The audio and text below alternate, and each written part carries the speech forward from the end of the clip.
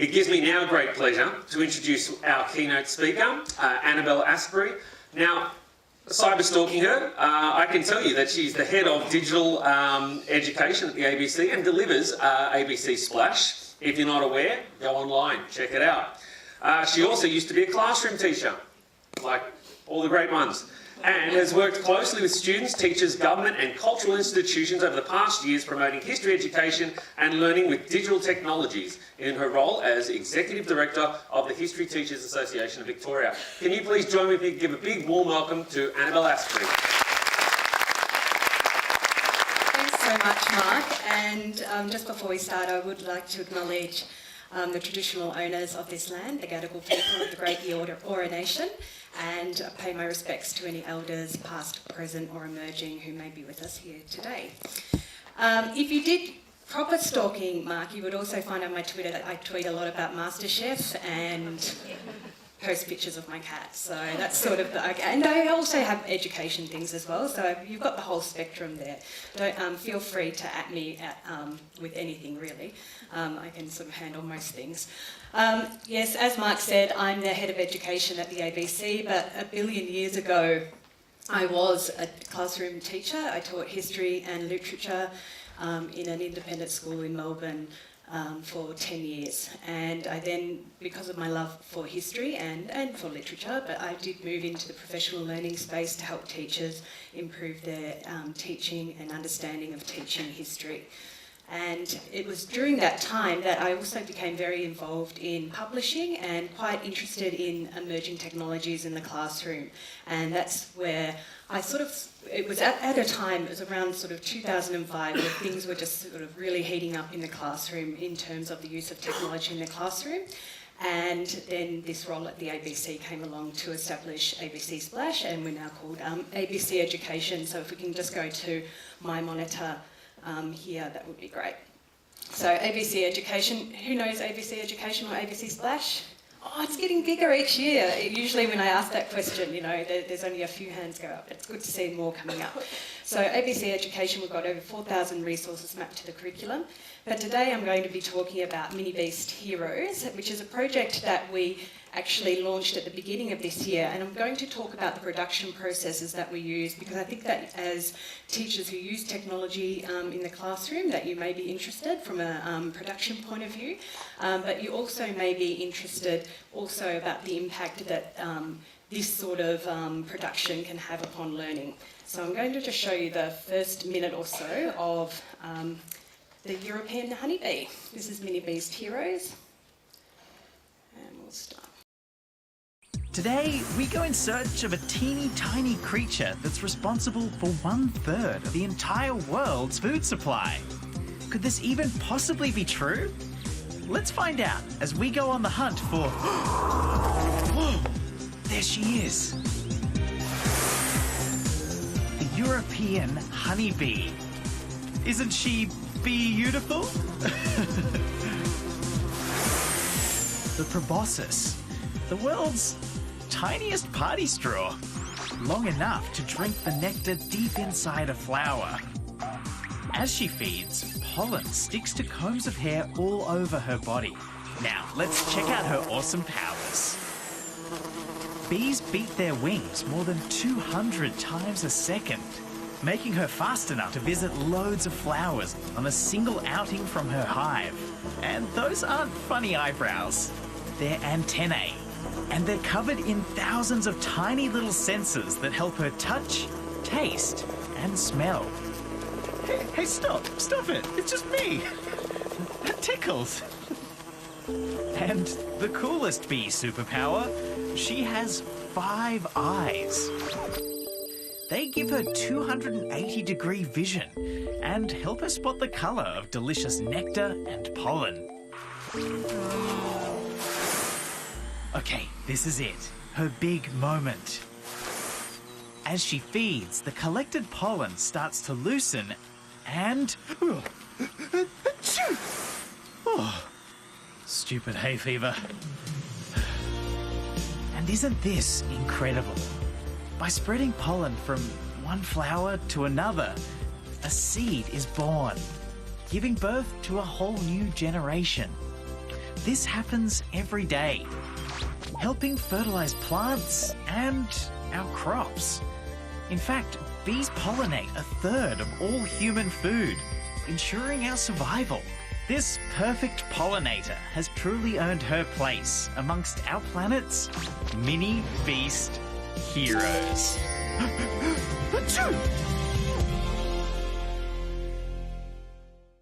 So this is one of a series of 6 episodes where we actually focused on basically animated explainers around mini beasts. But today I'm going to talk to you about why we came up with this idea and the production technology that we were testing.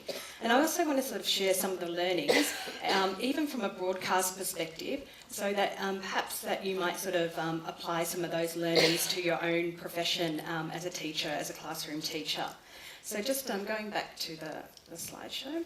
So basically what we made were 6 animated explainers, but we also created a whole lot of other digital assets, including a virtual reality experience, a 360-degree virtual trailer explaining the series, and we also did some experiments with AR as well. The other animals that we looked at were ant, dung beetle, European honeybee, worm, and ladybird. Ladybird's my favourite. I don't know why I forgot her for last. We had lots of different outputs. It was really important for us when the research and development team approached me about this new production technique. They said, well, you know, what's going to be useful for teachers and educators? And I said, well, you know, not every teacher has a gaming machine and a VR headset in their classroom. Okay, and just for a show of hands, who does have a VR gaming machine in their classroom? Yeah, that's actually probably more than, you know, a normal group of, you know, teachers that you would be asking. So I said I wanted some sort of video explainers that, you know, teachers can use in a sort of everyday situation, but we also wanted to experiment with some of the sort of, I guess, higher end technological sort of outputs as well. So and I also wanted to make sure that it was really good value for the ABC. So we weren't just, you know, producing and having some sort of folly around, you know, virtual reality. We did a very sort of modest experiment there, and we also had a really great output for teachers. So as you can see up here, it has lots of various outputs, not only in ABC Education, but in ABC Science, and we've got the series available on iView and on broadcast. This is just to give you an example of, we used a number of techniques, but this is just one of the sort of beautiful high-end photographs that our models were actually based on, and I'll talk about that in a moment. So we did test virtual production, and the reason why we wanted to do this is that Deakin University down in Melbourne have a thing called the Deakin University Motion Lab. And basically they have created a pipeline for production to speed up the technology basically behind creating animations and also movie productions as well. And we were really excited to explore this production process because of the opportunities that it gave for streamlining the production process, and to also output the AR sort of elements and the VR elements that we were experimenting with at the same time. So basically what's happened over the last, especially over the last 12 months, is that the virtual sort of production that has been sort of made most famous, I guess, many years ago by James Cameron with Avatar. Remember the blue people? Yeah. So obviously that's a long time ago, but the technology has now got to a stage where ordinary people can sort of, experiment with this production process. And at the time, James Cameron, it was really sort of seen as a game changer for production, and it cost millions and millions of dollars. But the production technique that we were using at the Deakin Motion Lab has made it sort of so affordable that we can just do it for, a few tens of thousands of dollars. So the real work when it comes to using this technology is that, keeping in mind that all the work is preparing the 3D elements. So basically, the Deakin Motion Lab uses motion capture. So you can see, well, this is one of our senior producers here, Astrid Scott. And she's got a special suit on, which has lots of monitors on her and lots of monitors for her that map her movement. And the great thing about this particular production process, as you can see, well, as she's moving, the camera actually captures her movement in real time. And we've also got the technology now that the headset around Astrid's face there actually captures all of her facial movements as well. So she can be speaking, and whatever the animated character you apply to the character that you're using in your animation will animate as such as the actor is talking. So we used Carl Smith, who is a science reporter at the ABC. He's also a science communicator, has worked with a lot of students. That was his voice, and we suited Carl up, and he acted all of the Mini Beast Heroes series there. And you can see him. He had lots of fun, sort of jumping into, basically being craned up and flying and sitting on yoga balls and all those sorts of things to sort of, map his experience. So basically we mapped his movements and his facial expressions, and basically, as I said, you can see the movements in real time. And you can see that it's also different to, just going back, it's quite different to a green screen, because with green screen technology, you're sort of limited by what's actually behind you. But what you can do with this particular virtual production is that you've got a 360-degree experience, and the technology enables you to change that background and make sure and give you the illusion that the actor is actually in a 3D space, but in actual fact they're not. He's just in front of a screen. So the first part of the process is that we had to create the backgrounds and the environments, and we had artists and illustrators do that. But then we also had to create models. Now, part of this particular production process involved that we wanted to sort of, bring these bugs to life. Now, we actually used real bugs to create these 3D models of bugs, but because the bugs are so small, you can't put little sensors on little ants. That would be very difficult. Although the Deakin Motion Lab has actually used live animals like dogs and cats and those sorts of things. So it's possible to capture the movement of real animals, and as it is for people, but obviously not with microscopic sort of ants and bees. So basically, we create the models, and I'm going to talk about how we actually sort of created those models in a moment. But basically, you drop the models in, and then you can add the acting on top of those particular models there. And the really great thing about this particular process is that it makes it very quick. So if you make a mistake, you can just quickly reshoot things, you can change backgrounds, you can change camera angles very quickly without sort of having to sort of set up the shot. Now, some of the things that we did learn was that it gave us a lot of creative freedom as opposed to traditional filmmaking. And I only sort of point this particular thing out because I want you to think of, when you use technology in the classroom, think of the particular freedoms or the particular effect that it has upon learning and teaching in the classroom, and think about it in that particular context. The way that we do this production, it's like a combination of filmmaking and a combination of theatre. So even actors, like learning to sort of act in this particular space when you've got, when you've got these sensors, taped on you, you have to sort of work in a particular way.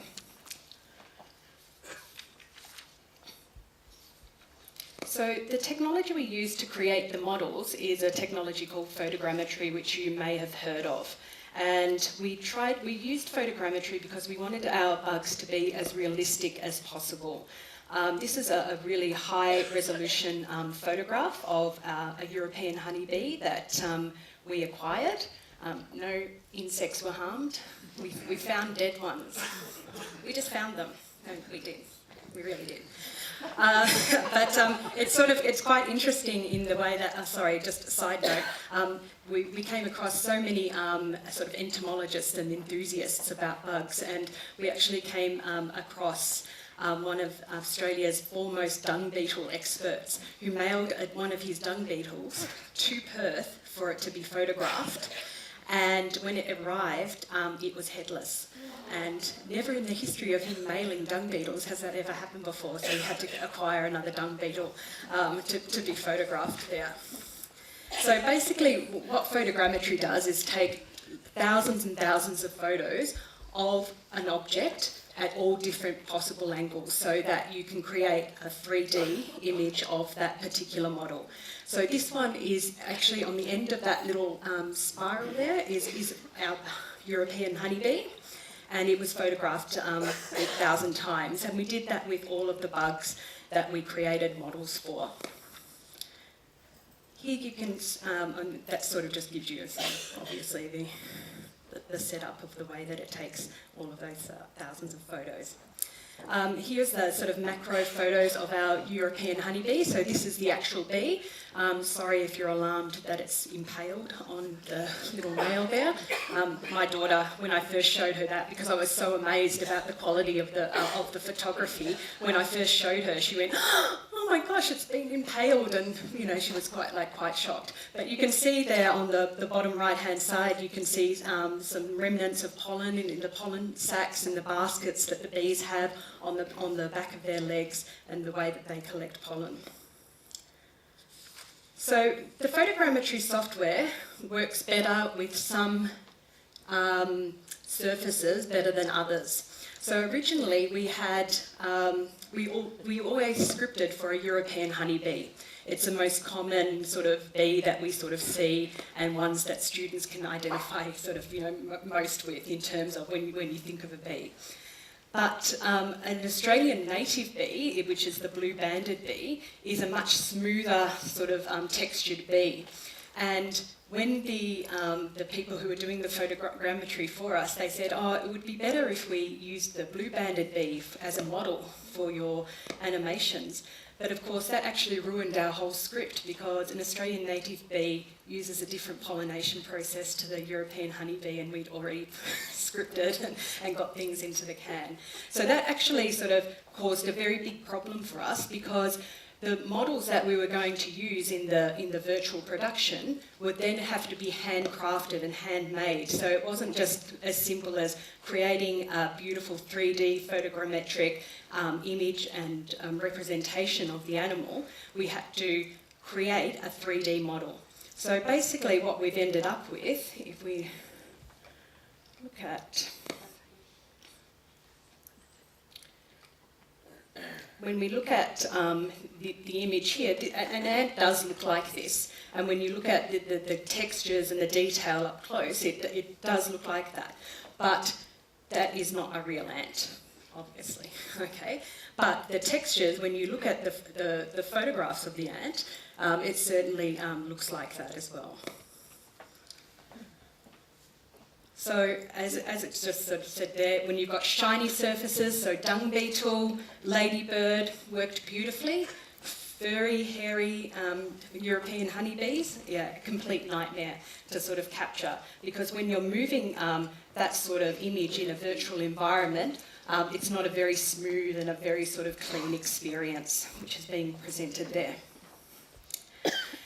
So basically, as I said, we've created 3D models by applying the textures, and we've got some very sort of amazing sort of 3D graphic artists to apply the textures from the real photo, from the real animal, to the models that we used in the animation. So basically, we ended up with a sort of hybrid, sort of real textures, but on a 3D model. So the things that we've learnt is that, photogrammetry is actually really great, for producing real things, and when they're real things with a very smooth surface that allows that. We really wanted to test photogrammetry in terms of the way that it was speedy and whether it was effective as part of the 3D animation process. And we also wanted it to be as realistic as possible. So what we found in the end is that we had to sort of make a little bit of a compromise. As you can see in the animations that we've got, even though they look very beautiful, they're not the same sort of photogrammetric photos of that very furry European honeybee that we've got before. So the final sort of rendering that we had of the European honeybee looks something like this. So you can see that the artist had to apply all of those textures, including those hairs, in the sort of, in that final sort of process. However, I wasn't sort of satisfied enough with just the animations. We had gone to all the trouble of creating these beautiful photographs of these animals. So we created some 3D interactive objects as well. And what we've got available, we've got three of the animals on ABC Education. We've got the we've got the ladybird, the ant, and the redback spider. Oh no, and the bee. Sorry. And if we can just go back to the browser, please. We've got these interactives. This is just one example. I'll make sure that I give Mark and Joe the link to this presentation, so you've got all the links to this material here.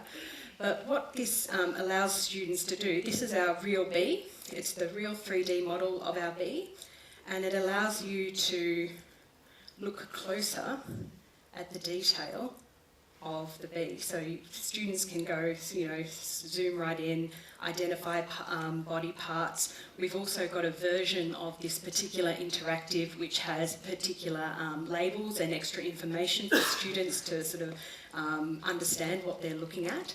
But this is an amazing way to sort of look at, look at nature or look at these mini beasts in a way that you wouldn't perhaps been able to see before. Just even details like, for example, looking at the wings and seeing how they're transparent, looking at the details of, where the stinger is, where the abdomen is, where the thorax is, looking at all the different eyes, looking at it underneath as well. So you can just see that. You can see the pollen sacks here, just on the end. The only fake thing about this is its stinger, because of course it loses its stinger once it's stung. And when we just found this bee, it was like that. I hope there's no one from Peter here. No, seriously, okay. We've also, actually I won't play that. We've also got access for you to have looking at ways that we actually pulled this particular animation and all of the learning objects that we've got here together, and that's available on the ABC's now kind of defunct research and development team, but I've got the amazing people who are working on this team in the education team now. So we've got lots of resources here of all the background of the material, including some of the links that we've looked at here, the making of the 360-degree video trailer and the interactive learning tools. So all of the links are on that site, and it's rd.abc.net.au. So one of the other outputs was the 360-degree video trailer, so that if you wanted to use some Google Cardboards, or even if you wanted to have some sort of immersive experience using the viewer here, you would be able to do that. I'm just going to let that play because I've got 52 seconds left to go. But can we just go back to the slideshow? Just sort of wanted to point out that we also made a virtual reality sort of version of this. I can't demo that today because we've got it set up over at the Australian Museum for Science Week, where we're going to be for the schools days for the next 2 days. So if you're around, come by and give it a go. If you're also interested, if you've got a gaming machine and some virtual reality kit, we're happy to share the files with you so you can use it. Just feel free to sort of contact me. But the idea of we've got 3 bugs within the virtual reality environment, and the idea is that so you can walk around the bugs, look underneath, look on top, look around, get up close, and step back as well. We always, it's always really lovely to sort of see adults with the gear on, and when they're approached with the redback spider. And just sort of finishing off, look, I just wanted to sort of point out that, we know that there are lots of reports coming out, like this one from the Foundation for Young Australians, which talks about sort of the needs for skills and knowledge in the age of STEM and a new work reality. And down in the bottom right-hand corner, we know that there's 3 growth areas for students. But the growth areas for work, for students, in terms of the carers, the technologists and the informers, things the skills that are actually required there are skills that are not necessarily related specifically to science, technology, engineering and maths. The report points out that it's enterprise skills that are going to be needed by students. And by enterprise skills, it doesn't mean giving them $10 and sending them down to the shops and see what they come back with. The enterprise skills are things, transferable skills such as problem solving, communication, teamwork and creativity. And those skills are applicable to regardless of the curriculum area that you're teaching, whether that's history, whether that's science, whether it's maths, English, civics or what have you. And it was interesting to hear Alan Finkel, the chief scientist, talk about how there is a need. Well, you can be developing communication skills in a variety of ways, whether you're using technology or not. That it's really important that you have that those skills can't be developed without content knowledge, and that's regardless of whatever the content particularly is. So you can't be a good communicator in science if you don't have the background in science education or in the branch of science that you're studying. Basically, I see, and this is a personal opinion, that really, at the end of the day, what do you want students to come out of in terms of their education? I think you want literate and numerate students so that everyone has an opportunity to participate and understand life in everyday society, whatever that may be, whatever their role may be professionally or even just as a normal citizen. And you want them to be able to make informed decisions as well. And that's why it's really important at the ABC, while we're encouraging all areas of learning around and with the use of technology, we're also introducing a media literacy week, which if we just end up on my final slide here. We're ending up with Media Literacy Week, which we're holding from the 10th to the 15th of September, and we're encouraging all students to participate, particularly secondary school students, to sort of actually monitor and assess their own news diet. And we think they can do that in a variety of ways, whether regardless of what they're particularly interested in. So please feel free to contact me. Oh God, over time there's this big red thing flashing at me. Please feel free to contact me for the presentation, for any of the links.